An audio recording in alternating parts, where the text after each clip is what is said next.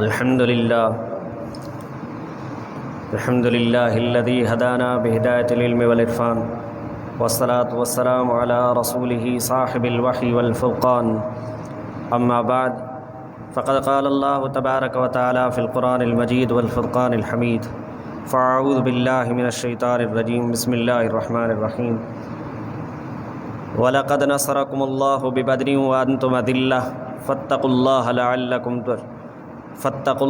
लअल्लकुम तशकुरून। आमन्तु बिल्लाहि सदक़ल्लाहुल अज़ीम व बल्लगना रसूलुहुन नबियुल अमीनुल करीम व नहनु अला ज़ालिका लमिनश शाहिदीन व शाकिरीन वल्हम्दुलिल्लाहि रब्बिल आलमीन। इन्नल्लाह व मलाइकतहु युसल्लूना अलन नबी या अय्युहल्लज़ीना आमनू सल्लु अलैहि व सल्लिमू तस्लीमा। लबैक अल्लाहुम्मा सल्लि अला सय्यिदिना व शफ़ीना व नबीना व मौलाना मुहम्मदिन व अला आलिहि व अस्हाबिहि व अज़वाजिहि व औलादिहि व बारिक व सल्लिम। हम्दो सलात का बाद मुझे निहायती वाजिब एहतराम मुअज़्ज़ज़ सामीन हज़रात, ही बाबरकत महीनों हली रहियो आहे। इन में मुख़्तलिफ़ तरह जा वाक़ियात भी रूनमा थिया। जो चेक कयो आवाज़ अचे पियो, चेक कयो आवाज़ अचे पियो, चेक कजो आवाज़ अचे पियो। तो उन्हनि में हिकिड़ो जेको माह मुबारक में जेका अज़ीम जंग लगी ग़ज़वा बदर, इस्लाम ऐं कुफ़र जे मुक़ाबले में, ही ॻाल्हि त 100% सची ऐं हक़ीक़त आहे त इंसान जी ज़िंदगी जो हक़ीक़ी हुस्न, कामयाबी, सुकून, ईमानी जज़्बात उन्हनि सां गॾु हूंदो आहे। ईमान जेतिरे क़दर इंसान जो मज़बूत हूंदो आहे ऐं ईमानी जज़्बात जेतिरा बुलंद इंसान जा हूंदा आहिनि, चाहे उहे इंसान जी निजी ज़िंदगी हुजे या अहले मुआशरे जी इज्तिमाई तौर ज़िंदगी हुजे, एतिरी हसीन तर ऐं कामयाब तरीन हूंदो आहे। ऐं उन जे बरअक्स अगरि इंसान जो ईमान कमज़ोर हुजे, ईमानी जज़्बात कमज़ोर हुजनि, न सिर्फ़ इंसान जी इनफ़िरादी ऐं निजी ज़िंदगी में भी बेशुमार पेचीदगियूं ईंदियूं रहंदियूं आहिनि, बल्कि पूरो मुआशरो तबाहीअ जो शिकार थी वेंदो आहे। इंसानी जज़्बात जो इंसान जी जेकी निजी ऐं इज्तिमाई ज़िंदगी आहे, उन ते वॾो गहरो असरु पवंदो आहे। अगरि उन जो इंसान जाइज़ो वठे त जंहिं इंसान जो, मुसलमाननि जो, जंहिं मुआशरे जो, जंहिं क़ौम जो, जंहिं क़बीले जो, जंहिं मुल्क जे माण्हुनि जे रहण वारनि जो ईमानी जज़्बो, क़ुव्वत, ताक़त ऐं मज़बूत हूंदो आहे, त उन जो सभ खां वॾो मक़सदु इहो हूंदो आहे त उनखे अल्लाह जी रज़ा हासिलु थिए, उन जे हबीब सल्लल्लाहु तआला अलैहि वसल्लम उन खां राज़ी थियनि।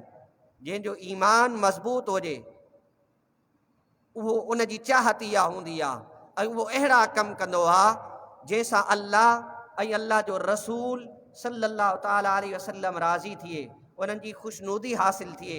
उन्हनि जो किरदार बि हसीन हूंदो आहे, उन्हनि जो अख़लाक़ बि उम्दा हूंदो आहे, उन्हनि जी ज़िंदगी जो इल्मु, उन्हनि जी ज़िंदगी जो अमल ईअं लॻंदो आहे त उन्हनि जो नूर सां मुज़यन थियलु आहे।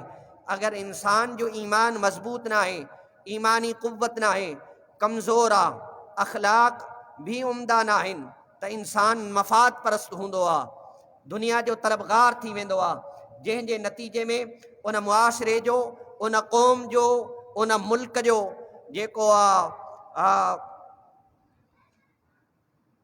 तलबगार थी वेंदो आहे ऐं इंसान दुनिया जो तलबगार थी वेंदो आहे, जंहिंजे नतीजे में उन मुआशरे जो, उन मुल्क जो किरदार, उन मुल्क जो अख़लाक़ बि ख़राब थी वेंदो आहे। ईमानी जज़्बात अगरि पुख्ता हुजे त इंसान वॾी खां वॾी मुश्किल अची वञे तॾहिं बि ख़ुशदिली सां बर्दाश्त करे उहो मुतमैन रहंदो आहे, अल्लाह जी रज़ा जी जो तालिब हूंदो आहे ऐं पंहिंजी मंज़िल जी तरफ़ उहो वधंदो रहंदो आहे।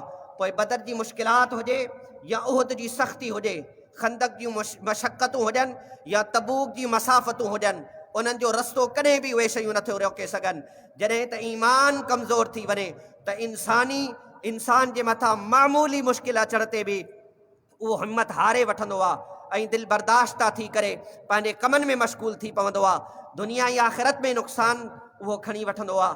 आलमी रिपोर्ट्स जे मुताबिक़ पूरी दुनिया में नफ़सानी बीमारियुनि में बेपनाह इज़ाफ़ो थी रहियो आहे, जंहिंजी असल वजह, जंहिंजी बुनियाद इहा आहे त इंसाननि जे वजूद में ईमानी जज़्बात जो जेको फ़ुक़दान ॾिसण में अचे थो ऐं इंसान में ईमानी जेका कमज़ोरी अचे थी, जंहिंजे नतीजे में उहो इंसान नफ़्सियाती बीमारियुनि जो मुर्तकिब थिए थो। अगरि ईमान मज़बूत हुजे त मुआशिरे जे अफ़राद पाण में भाई भाई थी वञनि, पाण में मुहबत ऐं अख़ुवत बरक़रार रहे, हर हिक ॿिए जी ख़ैर ख़्वाही बरक़रार रहे, पूरी उम्मत हिकिड़ी थी वञे। अगरि इसराईल कंहिं मुल्क, कंहिं बि मुल्क जे मथां, मुस्लमाननि जे मथां हमिलो करे त यादि रखो, अगरि ईमानी ताक़त ऐं पावर हुजे त मुल्क पाकिस्तान हुजे या लबनान हुजे या मिस्र हुजे, जंहिं जंहिं मुस्लमान मुल्क जा सरबराहान या जेके बि वॾा लीडर आहिनि, उहे सभु उथी करे उन ईमानी जज़्बे ऐं ताक़त सां फिलफौर उन्हनि जे मथां हमलावर बि थींदा ऐं उनखे जवाबु ॾियण जी हिमत ऐं ताक़त बि रखंदा। पर इंसान जो ईमान कमज़ोर हुजे, ताक़त ईमानी ख़तमु थियल हुजे त पोइ यादि रखो, पोइ ईअं मुस्लमाननि खे मुख़्तलिफ़ जॻहनि ते, मुख़्तलिफ़ मक़ामनि ते ऐं मुख़्तलिफ़ शहरनि में, मुख़्तलिफ़ इलाक़नि में उहे इन तरह सां क़त्ले आम कंदा। पर जज़्बे ईमानी मज़बूत हुजे त उनखे जवाबु ॾियण जे लाइ जेकॾहिं हूंदो त पोइ उहो जंहिं वक़्तु के केर बि हुजे, अगरि मुस्लमाननि जे ख़िलाफ़ का ॻाल्हि कंदो त पहिरीं सोचींदो न मुस्लमाननि में ईमानी पावर वॾो मौजूदु आहे। ईमानी जज़्बात पुख्ता हुजे त अल्लाह रब्बुल आलमीन जी तौफ़ीक़ सां ख़ुदि पाण ई मुआशिरे जे अफ़राद ते ज़ुल्म, नाइंसाफ़ी ऐं ॿियनि जी हक़ तलफ़ी, इहे सभु जो सभु ख़तमु थी वञनि ऑटोमेटिक। छो जो अल्लाह जो ख़ौफ़ हूंदो आहे ऐं ख़ौफ़ ख़ुदा जे करे पोइ उहे जेके बि जराइम आहिनि उहे सभु ख़तमु थी वेंदा आहिनि।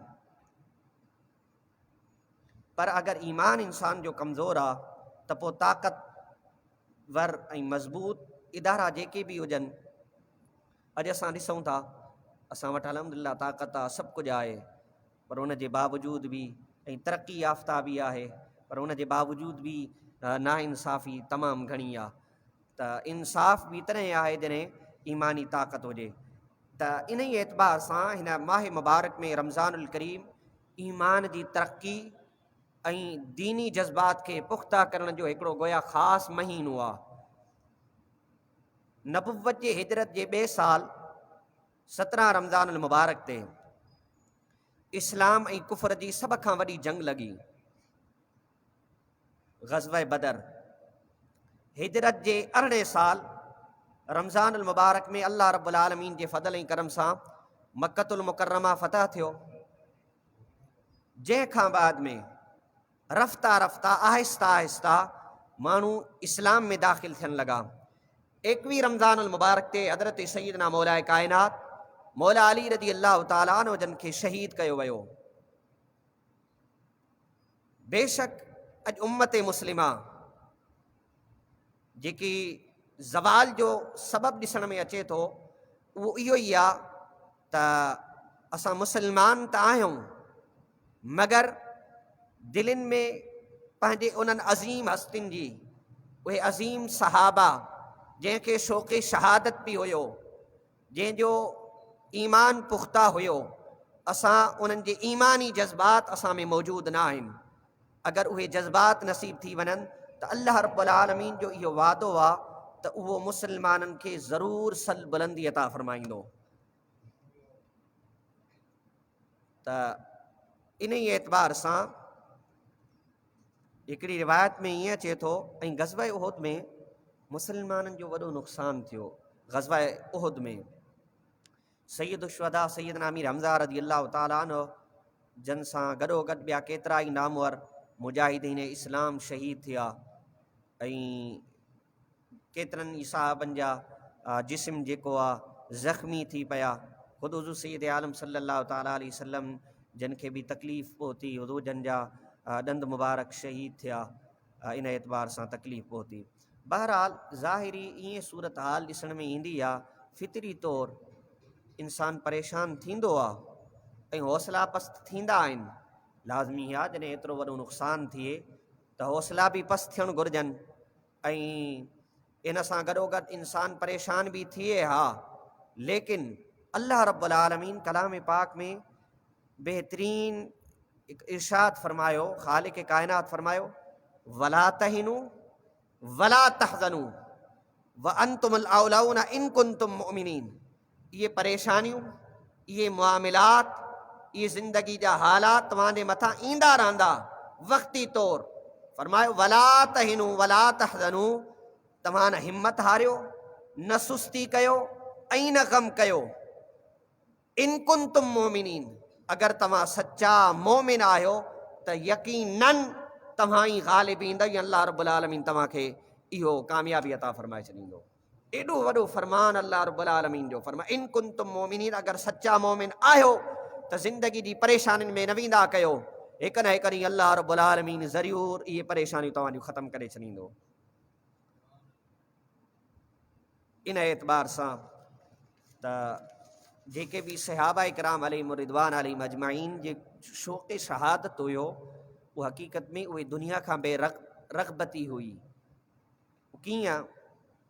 अल्लाह ताला इन ॻाल्हि खे पसंदि फरमाईंदो आहे त उन जो बानो दुनिया में रही करे भी सिर्फ़ दुनिया सां मोहब्बत न करे, हाँ ज़रूरियात जेके भी आहिनि उहो पूरी कंदो रहे, ज़रूरत जी हद ताईं इंसान दुनिया में हुजे, लगाव रखे, पर दिल अल्लाह ऐं अल्लाह जे रसूल जी मोहब्बत सां मामूर हुजणु घुरिजे।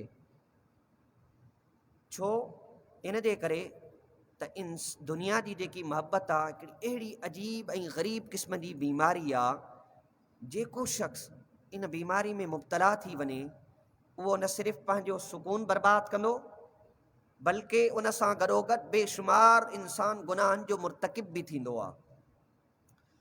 अॻु उन जे बरक्स ॾिठो वञे त दुनिया सां बेरग़बत इंसान, इहा बेरग़बती हिकिड़ी अल्लाह जी एॾी वॾी नेमत आहे, जंहिं इंसान जंहिं ख़ुशि नसीब खे उहा हासिल थी वञे त उन जो दिलि दुनिया जी मोहब्बत खां पाक थी करे उहो इंतिहाई पुरसुकून जे माहौल में ज़िंदगी गुज़ारींदो आहे, मौत खां बेखौफ़ हूंदो आहे, जज़्बा शहादत उन जे दिलि में चमकंदो रहंदो आहे, जज़्बा शहादत सां उहो शर्सार हूंदो आहे, ऐं उन जे हुस्न ऐं किरदार जी बरकत जे करे अल्लाह रब्बुल आलमीन उन इंसान खे पंहिंजो महबूब ठाहे छॾींदो आहे। महबूब थियण जो बहितरीन तरीक़ो इहो आहे त अल्लाह जो असां कीअं महबूब थियूं। हर हिक जी ख़्वाहिश आहे त अल्लाह ताला जा असां महबूबाना थियूं, अल्लाह ताला असांजे अमलनि खे क़बूल फरमाए। त उन जो हिकिड़ो बहितरीन तरीक़ो इहो आहे, हज़रत सैयदना सहल बिन साद अस्सादी रज़ी अल्लाह ताला अन्हु जन खां रिवायत आहे, हिकिड़ो शख़्स हुज़ूर सैयद आलम सल्लल्लाहु ताला अलैहि वसल्लम जी बारगाह में हाज़िर थियो ऐं अर्ज़ु करणु लॻो, या रसूल अल्लाह सल्लल्लाहु अलैहि वसल्लम, मूंखे अहिड़ो अमल ॿुधायो जंहिंजे ज़रिए मां अल्लाह जो महबूब मानू थी वञा। त प्यारे रसूल पाक सल्लल्लाहु ताला अलैहि वसल्लम जन खे इहो बि अर्ज़ु कयो ऐं माण्हू बि मूंसां मुहबत कनि। हुज़ूर सैयद आलम सल्लल्लाहु ताला अलैहि वसल्लम फरमायो, इज़हद फी दुनिया युहिब्बकल्लाहु वज़हद फीमा फी ऐदिन नास युहिब्बकन्नास। युहिब्बकन्नास यानी कि दुनिया खां बेरग़बत थी वञ, दुनिया खां बेरग़बत थी वञ, दुनिया सां दिलि लॻाइण जे बजाए तूं कोशिशि कर पंहिंजी आख़िरत खे सुधारण जी, या अल्लाह ताला तोखे पंहिंजो महबूब ठाहे छॾींदो। उन खां पोइ छा थींदो? ऐं जेके कुझु माण्हू तो वटि ईंदा, पास गॾु हूंदा, त पोइ उन जो कॾहिं लालच न कजां। त इंसान मूं वटि अचे थो, यार ही मालदार आहे, दुनियादार आहे, इन सां लालच हुजे, इन सां सलाम दुआ इन जे करे आहे त हीउ मूंखे मिल्कियत ॾींदो, हिन मां मूंखे कुझु हासिल थींदो। हुज़ूर जन फरमाई, इहा कॾहिं लालच न कजां। आका जन फरमायो त पोइ तोसां माण्हू मुहबत करणु लॻंदा। हा, दीन जी लालच हुजे। इन एतबार सां सहाबा जो वॾो जज़्बो हूंदो हो।